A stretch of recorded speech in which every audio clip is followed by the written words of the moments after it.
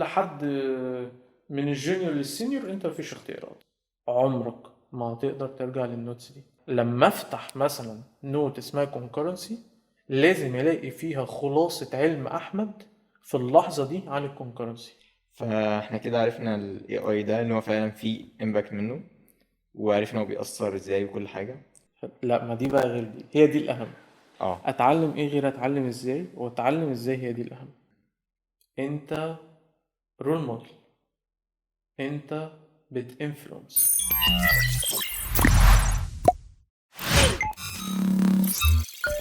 ف في حاجة ما شاء الله قوية جدا في حتة انت فورس مالتبلاير لأنهي درجة. كان باشمهندس أحمد عصام، مهندس مصري شغال في أبل، عنده قناة على اليوتيوب مشهورة. ممكن الشباب يبقوا يدوروا عليها أو لو نقدر نحط اللينك. كان بيتست ده، كان قاعد بيجرب، بيبني حاجة from scratch. اب بسيط مثلا بيعمل حاجة، بياخد بوك مارك، اللي هو تحط له اللينك ياخد بوك مارك. بس تمام. وكان بيجرب دي حاجة تتعمل في قد ايه. هنا ده بجد تقدر تكوانتيفاي هو الاي اي في ايد سينيور، في ايد سينيور عشان يبقى الكلام واضح، مش في ايد جونيور عشان جونيور مش عارف هو بيعمل ايه، في ايد سينيور اتليست 10x بالوقت وبالحقيقة قدامك. لان في بروجكت خلص، هو كان داخل باشمهندس احمد بالانبوت ده عايز يعمل بوك مارك. آه ما شاء الله اشتغل، الكلام ده خلص في اول ثانية يعني في اول دقايق يعني. علق قال عايز اخد بوك مارك وسمرايز الداتا بتاعت الارتكل اللي انا حاطط له لينك ارتكل. خلصوا. عايز اخدها وتتقال سبيتش. خلصوا. ابتدى يلعب، عايز اخليها بصوت عربي مصري. خلصوا. الكلام ده كله في فيديو يوتيوب ساعة ونص مثلا، بيو اي كامل بحاجة يعني almost ready انها تبقى كان بيوزد. يس ممكن يس ممكن لو تتفرج عليه عشان برضو لما الكلام كده يتقال غير لما تشوفه قصادك وتشوف الامباكت قد ايه. بدأ from scratch، فيديو قصاد عينك ساعة ونص، خلص almost readily available. خلينا نقول MVP، بلاش نكبر عن كده. MVP جاهز ينزل السوق بلوجن بلوج اوت بداتابيز كل حاجة. ده بقى شغل. تخيل وانت بتتفرج بقى لو هتعمل الاكسرسايز ده، يعني انا حبيت اعمله، بوز وشوف الانبوت ده لو جاي لك. احنا كل يوم بنستيميت في شغلنا، استيميت ده مع كل فيتشر كده تاخد منك قد ايه. شوف بقى، دي يومين ودي 3 ودي بتاع اولموست شهر، 3 اسابيع لو ضغط على نفسك ويتقال عليك شاطر جدا ان انت قدرت تحول التيكتس الانبوتس والتيكتس دي في سبرنت ونص.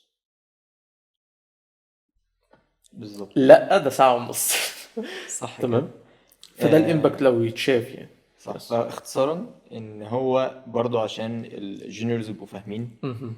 ال AI مش هيقعدهم في البيت، لا هو طبعا. هيقعد اللي داخل ان هي يعني انا هخش برضه احفظ الكلمتين دول عشان اعمل بيهم بالظبط. كذا. هيقعدوا الشخص برضه اللي عنده تفكير، اللي هيفكر، اللي هيبقى زي ما انت بتقول، اللي هيبقى شخص جامد حتى لو هو جونيور، هيشتغل وهيلاقي وفي فرص بالظبط موجودة ليه وكل بالظبط هي حاجة. في كلمة واحدة البر ارتفع. بالظبط. بس الوقت اللي هيشتري هيشتري دماغ من الاخر، يعني مش بالظبط هيشتري بالظبط واحد هيجي عشان يعمل لي فانكشن معينة على كل عشان. المستويات يعني. طبعا هو اكثر فداحة في الجونيور عشان هو بيبقى لسه داخل وكده، مم. بس على التكملة زي ما بقول لك الاكسبكتيشن من السينيور اختلف. بالظبط. فالسينيور اللي مش هيضغط هيمسيلف ويبقى الاوتبوت بتاعه فعلا يبقى الاي اي يدخل في التولز اليومية بتاعته ويقدر يطلع اوتبوت واضح ان هو مختلف واكتر من عصر ما قبل الاي اي، برضه هيبقى obsolete. صح كده. فاحنا كده عرفنا ال AI ده ان هو فعلا فيه impact منه، وعرفنا هو بيأثر ازاي وكل حاجة. فنروح بقى شوية للتو باسز اللي يس. احنا نتكلم عنهم، يس وعايزين نعرف بقى ايه فروقاتهم وليه يختار ده ما يختارش ده. يس. التو باسز للتذكرة اللي هو ما بعد السينيور، انت امم. خلاص لحد من الجونيور للسينيور انت مفيش اختيارات، انت حلو. داخل في بايب لاين انبوبة من الاول للاخر على قدر اجتهادك وتوفيق ربنا طبعا بتتحرك فيه. حلو. اول اختيار بيبقى من ما بعد السينيور. تاني في تو بري كونديشنز. لو الشركة كبيرة enough انها تديك الافيلابيلتي للباسز دي، ممكن الباسز دي لو مش موجودة اصلا، وتاني دي حاجة عادية، وان انت عايز. بمعنى مش مسموح لحد ده في اغلب الشركات يعني، مش مسموح لحد ان هو يفضل جونيور مثلا 5 سنين. مش مسموح. طبعا. مش مسموح يعني، لا قدر الله مش هتكمل في الشركة إن ما كنتش تطور نفسك. والميد ليفل نفس الكلام، لكن مسموح تفضل سينيور للأبد. امم. دي حاجة برضه تحطها في بالك. ممكن تبقى جود نيوز أو باد نيوز حسب انت بصلها ازاي. بالظبط. حاجة بس دي فاكت. انت لو مبسوط بوضعك كسينيور كمل. وشيء ممتاز ومحمود ما تقدرش تعلق عليه اي تعليق بالظبط، سلبي يعني، بس انجوي اوكي. بالحاجة اللي انت يس بتعملها دي يس ودوسي. سينيور صح. خلاص. جود انف. مش مطلوب منك حاجه اكتر من كده والدنيا تمام. لو حابب وفي الامكانيه عندك بقى تو باسز. اول باس انك تكمل في التكنيكال زي ما انت. امم. to be more specific عشان نوصف. عشان لو حابب اهم حاجه برضو دي حاجه اتكلم عن الليرنينج بصفه عامه يعني، اهم حاجه اهم من كلامي انك تلقط الكي ووردز من كلامي عشان تقدر تدور انت او تتحقق، او لما الدنيا تختلف يبقى معاك الكي ووردز اللي انت تقدر توصل بيها للوضع ايه ناوي. يعني احنا دلوقتي في 2025. الله اعلم تتفرج على الفيديو ده امتى.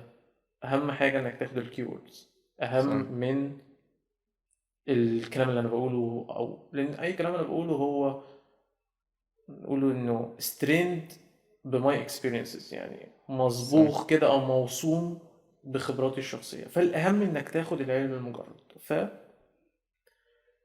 الباس التكنيكال ده بيتقال عليه الاي سي، امم. الانديفيدوال كونتريبيوتور. حلو. بمعنى ان انت مفيش حد تحتك بيريبورت ليك. امم. فانت جونيور مفيش حد تحتك. ميد ليفل سينيور ايه ده ازاي احنا لسه قايلين السينيور في ليدرشيب سكيلز ومفروض بيمنتور الناس وكذا. اوكي بس مش انت اللي بتعمل له بروموشن، ولا انت اللي بتهايره، ولا انت اللي بترفده. صح. يس.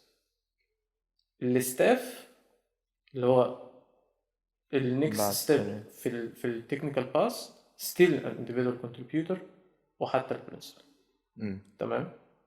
على الناحية التانية المانجيريال باس أول لما بتبقى انجينيرنج مانجر، هنا بقى بيبتدي اسبكت جديد تماما، وهو ان انت ما بقيتش اي سي، انت بقيت مانجر. تعريف كلمة مانجر ان انت بتمانج حد.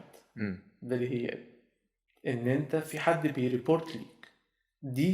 ده الكي. لسه الرجالة كلهم خلاص كل كده ده بعد عن الكودينج، كل حاجة فيه. اه هنتكلم بالتفصيل. امم. مانجر سينيور انجينيرنج مانجر برضو ايه حسب التفصيل. وطبعا needless to say ان اللادرز دي مختلفه في شركات كتير. السينيور ده مش كلمه واحده كده بس، ممكن يبقى 3 ليفلز جوه السينيور، 2 ليفل جوه الميد ليفل وهكذا يعني. انترستنج. بس احنا بنتكلم ايه ان جنرال يعني. امم. تمام. تعالى بقى نمسك هنا بس في حاجه مهمه يعني، ريسورس مهم جدا. كان ريكومنديشن من المانجر بتاعي في سوفل جون ماهر. كتاب ذا مانجرز باث. امم. ده كتاب حلو جدا. آه انا بالنسبه لي بعتبره يعني اللي هو سوفت او انجينيرنج مانجر 101. انت بتشاور عقلك، عايز تشوف الباث ده بيودي فين وبيجيب فين، ايه الدي تو دي شكل الحياه، ايه التشالنجز عامله ازاي، عشان هي شغلانه مختلفه تماما امم. عن البداية بتاعتك من هنا. اه. فأريكومند إن أنت تقرا الكتاب ده. نزل بقى بعديه بفترة في 2022 كتاب The Staff Engineer's Path. تمام. مؤلفة تانية، هما الاتنين مؤلفتين يعني. بس almost along the same lines، يعتبر المكمل للكتاب الأول. فلو قدرت انك تقرأ الكتابين دول، ده هتبقى حاجة قوية جدا تساعدك انك تختار. مم. تمام. انا دي كانت نقطة فارقة يعني لما قريت كتاب The Manager's Path، وعرفت الدي تو دي بتاع المانجر عامل ازاي، وقدرت اقرر انا عايز امشي في انهي باص. حلو. تمام. تعالى بقى نكمل في اللي احنا مور فاميليار بيه، اللي هو الستاف. احنا قلنا كل ده على السينيور. طب الستاف بقى بيعمل ايه اكتر من كده؟ الستاف حتة الليدرشيب سكيلز دي خلاص بقت almost 50-50 مع التكنيكال.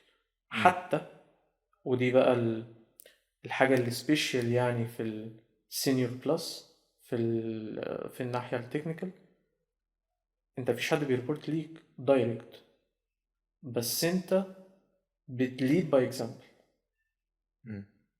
انت رول موديل، انت بتانفلونس.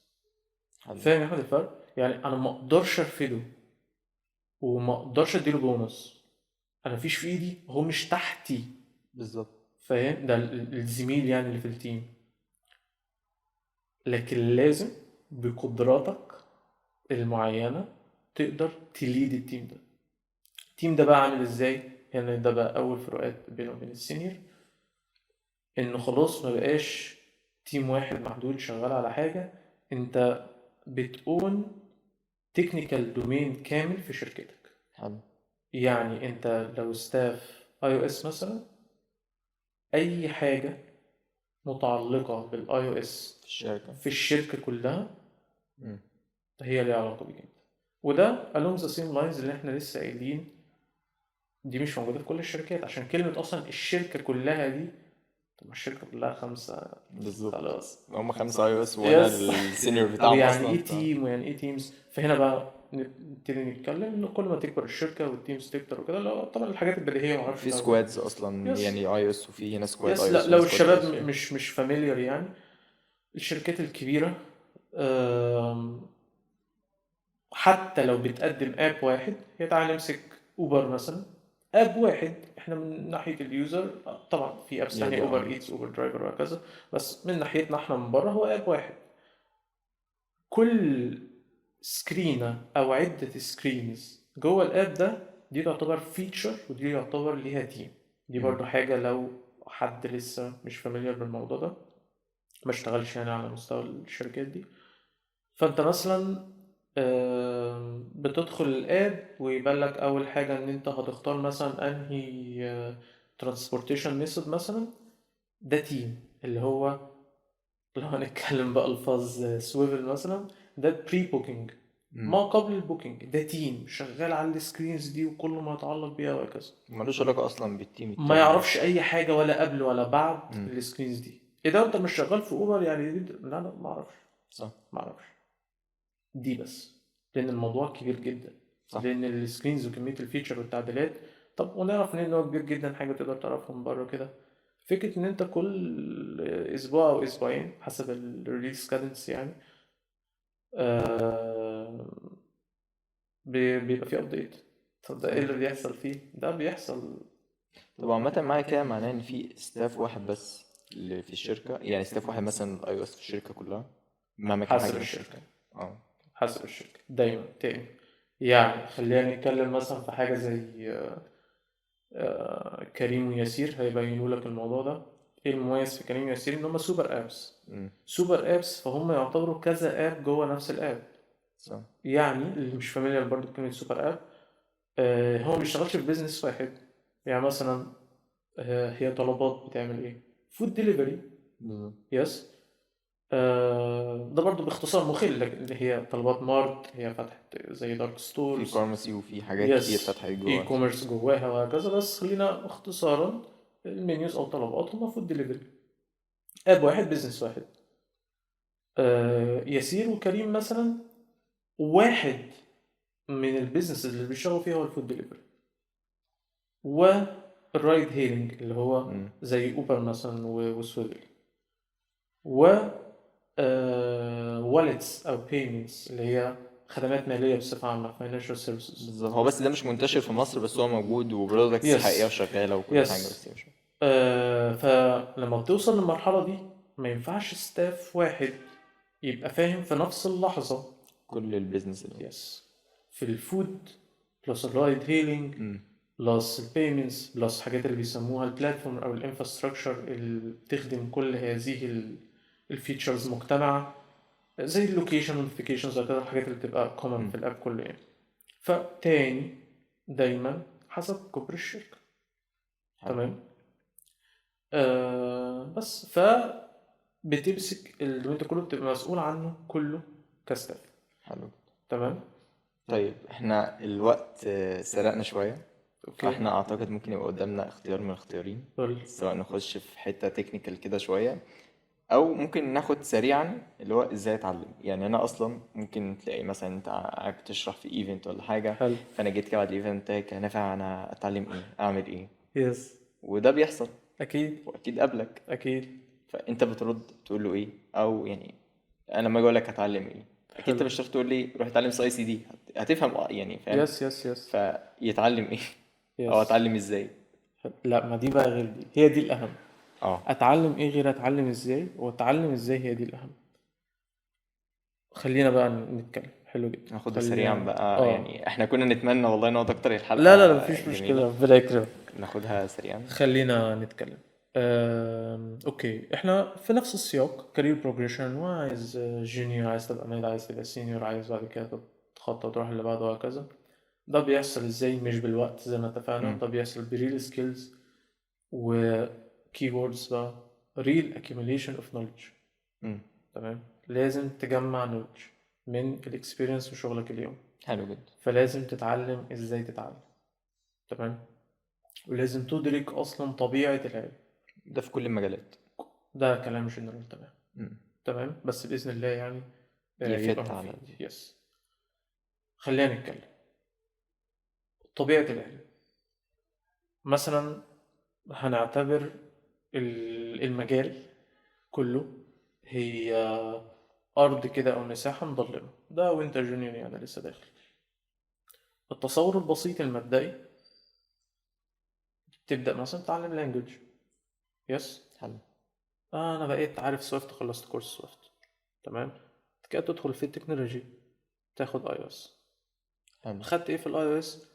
خدت ازاي ابني اليو اي، وازاي اكلم النتورك، وكذا وكذا وكذا. يعني انت بقيت تعرف تبني يو اي ونتورك. اه. مم. اوكي.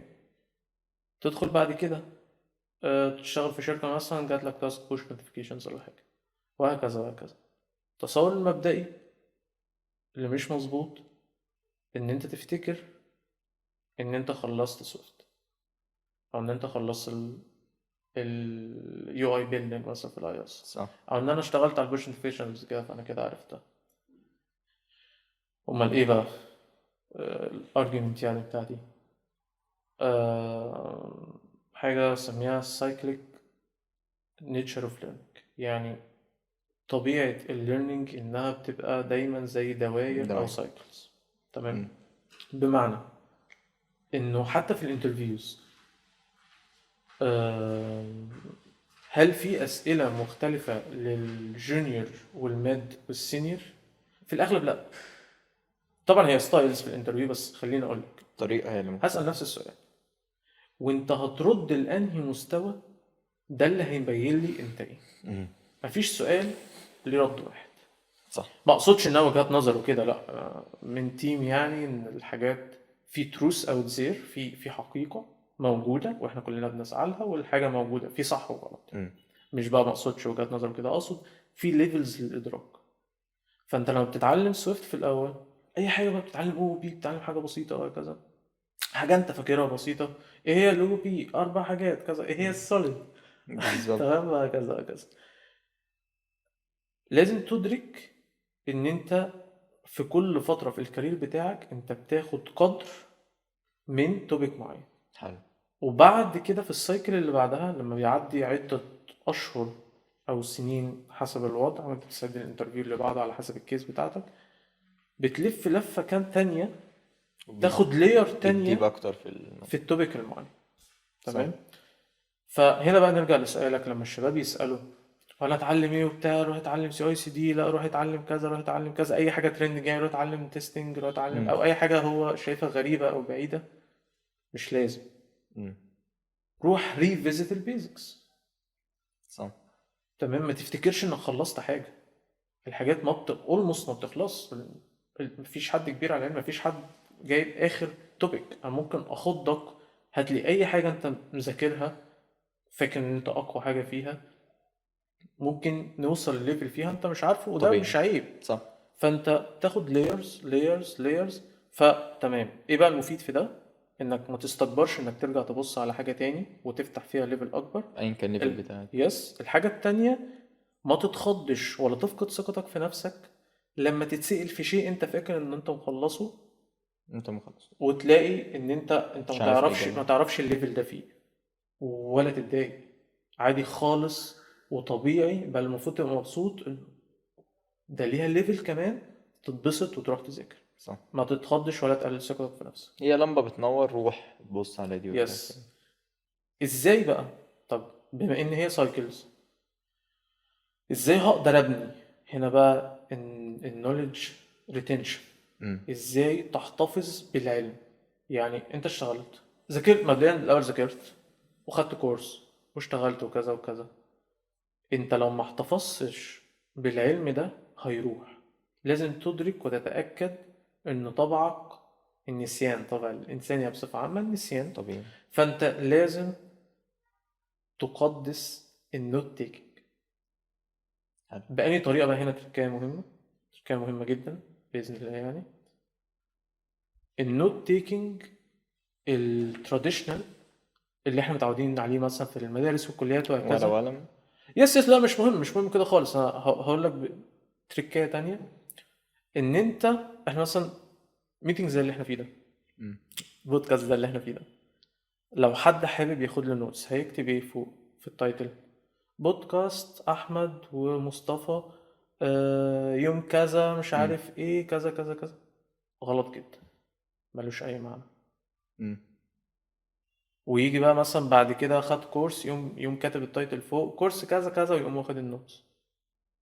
بعد كده حاجة تحصل له في الشغل يقوم كاتب التاسكية بتاعت كذا، ويقوم واخد النوتس. عمرك ما هتقدر ترجع للنوتس دي، لان انا دلوقتي في الله اعلم الوقت اللي احنا قعدنا فيه اتكلمت في كام توبكس كتيرة جدا. كتير. ازاي هتفتكر ان انا قلت الكلام ده عشان تقدر ترجع له؟ ده هزار، صح. او يعني ده كلام مش فهي efficient، مش تتقسم مظبوط. توبكس، ما تتقسمش يعني ايفنتس. ايفنت. صح. يس. دي تركاية صغيرة ولكن فارقة. حلو جدا. فارقة. انت شوف احنا اتكلمنا على ايه، او ايا كان اللي انت بتذاكره، ايا كان اللي انت مهتم بيه، وتاخد النوتس باي توبيك. مم. انت لما افتح مثلا نوت اسمها concurrency، لازم الاقي فيها خلاصة علم احمد في اللحظة دي عن الكونكرنسي. دي حلوة قوي بجد والله. يس. لازم، لازم فارقة مم. بإذن الله. يعني تلاقي فيها خلاصة علم احمد عن الكونكرنسي، من غير بقى ان ده نافع قال لي كذا، وحسن قال لي كذا، وأسامة قال لي كذا. بالظبط. مع احترامنا للشباب اه والكله، لا. بس انا مش مهتم مين قال، انا مهتم ان دي حاجة فهمتها وادركتها هروح اكتبها بطريقتي تحت التوبيك اللي يخصها. اذا وانا بستعد للانترفيو، او وانا شغال على تاسك، او كذا او كذا حاجة بقى، بوش نوتيفيكيشنز، ديب لينكينج، سي اي سي دي، مم. وات ايفر، وان سورس اوف تروث، بفتح النوت دي فيها خلاصة علمي عن الاشياء. كل الارتكلز اللي عجبتني، كل الفيديوهات اللي ريزونيتد معاها مم. وفهمت منها شيء معين، كل التريكس اللي اتقالت مرة في ميتنج في الشغل، مرة واحنا بنفطر كنت بكلم السينيور بتاعي وقال لي كذا وبتاع. ماليش دعوة انت بتفطر، ماليش دعوة بالسينيور صح. بتاعك. تاخد الكلمة اللي اترمت دي، كيورد اللي اترمت دي. تروح تكتبها في مكانها في التوبيك كده، انت بتريتنها كده، بقى ليه معنى انك تقولي انك كذا سنة خبرة. مم. كده دول كذا سنة من النولج ريتنشن قاعد تبني وتعلي في مستواك. صح. لكن لو كل الكلام سماعي، انا عملت كذا عملت كذا مش عارف ايه وبتاع، 6 اشهر وهتنسى التاسكية الرهيبة الرائعة اللي انت عملتها دي. مم. تمام. صح. فدي الفكرة، انك تريتين النولج دي. ممكن اريكومند هنا تول. حلو. وبرضو كتوبيك لو حد حابب يدور اكتر في الموضوع، انك تريتين الحاجات كلها بالتوبكس، ويبقى كل حاجة معاك سواء تكنيكال او في حياتك الشخصية. حاجة مشهورة جدا، انت ممكن مثلا بتطلع ورقة معينة او بتعمل حاجة في حياتك الشخصية، على ما تيجي تجددها تاني بعد وقت تنسى كانت بتعمل ازاي. بالظبط. بس اي حاجة بقى، تشتري عربية، هو اصلا انا ممكن الكود بتاعك اللي انت كاتبه لما تيجي طبعا ترجع له تاني انت بتبقى طبعا ناسي انا طبعا عملت دي ليه طبعا يعني. في اي حاجه زي ما بقول لك، بتشتري عربيه، ايه ده، هو انا كنت مش حابب الموديل ده ليه، هو انا قلت ليه اشتري دي، مم. هو انا قلت ليه اشتري هنا، ليه هعمل كذا. كل الكلام ده ممكن يتجمع بقى في حته واحده، ده بيبقى اسمه السكند برين. مم. عشان من فهمك لطبيعه نفسك وطبيعه الانسان، ان انت عقلك مش للريتنشن في الاغلب، عقلك للبروسيسنج. صح. انت تروح تقرا النوت دي، تتذكر بقى منها، انت خلاص يعني اوت سورس الميموري في بالظبط، مش السكند هتتعامل معاه برين. ان هو ميموري دلوقتي. يس، انت بتبروسس. اوه يس، انا فاهم الكلام اللي انا كاتبه بطريقتي وبتاع، تمام، انا كده اب تو ديت مع اخر علم عندي. مم. تمام. فالتول هي اسمها اوبسيديان.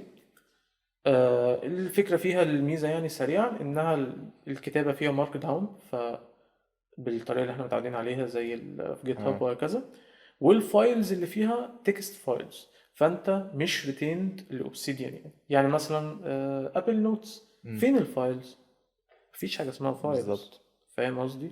يعني انت بقى لو عايز تنقل منها على اب تاني، انت مش بتقون الفايلز. مم. تمام. لكن اوبسيديان الميزه فيه ان هو فولدر عندك جواه تكست فايلز دوت ام دي مارك داون. بالظبط. هو يعني مثلا في النوت بتقدر تشير النوت دي مع حد، بس مع انت اي برضو حد هيبقى تقدر، يعني. لو اوبسيديان ده بعد كده بقى نوت مم. سبورتد او اي حاجه، تقدر تستخدم حاجه تانية. بلس انه بقى جواه حاجات تانية، يعني بريكومند بس تروح تتفرج، تقدر تلينك الحاجات ببعضها. يعني مثلا اي او اس جواه كونكرنسي وبوش نوتيفيكيشنز وديب لينكينج وهكذا.